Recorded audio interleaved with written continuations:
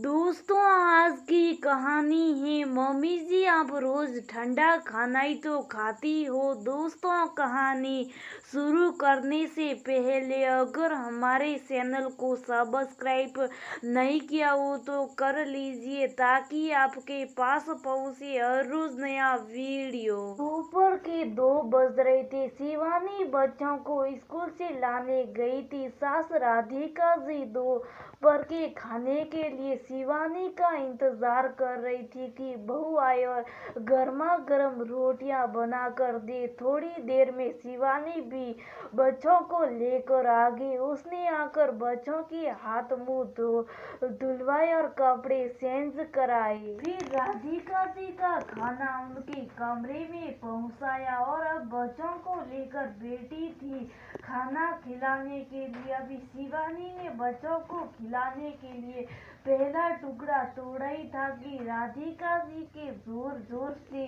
चिल्लाने की आवाज आने लगी, बहू ओ बहू।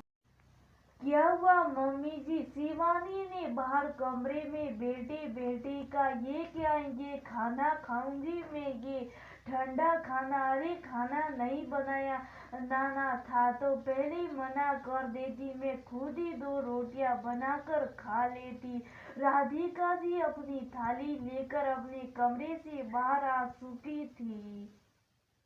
लेकिन इतना सुनने पर भी शिवानी कुछ ना बोली और बच्चों को खाना खिलाती रही।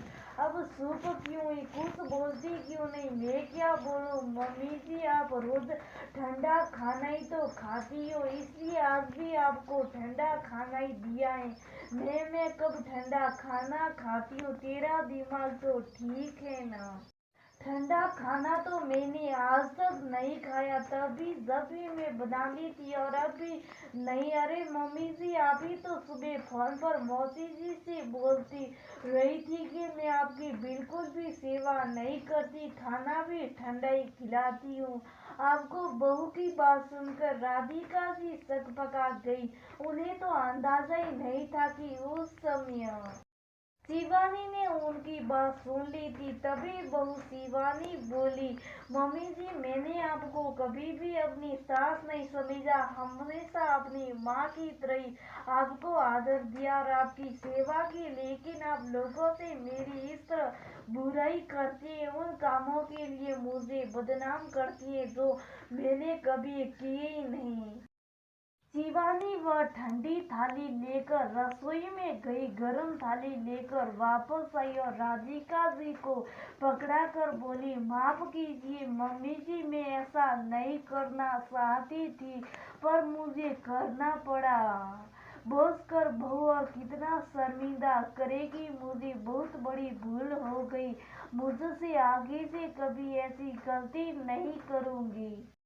मैं तो भागों वाली हूँ जो तुम मुझे तेरे जैसी इतनी सेवा करने वाली बहू मिली है। सच में जाने कितनी बुजुर्ग है जो बहू बेटों के प्यार, उनकी सेवा के लिए तरसते रह जाते और मुझे ये सौभाग्य मिला तो मैं ऐसी गलती कर रही थी। मुझे माफ कर दे बहू। राधिका जी ने शर्म से आंखें झुकाते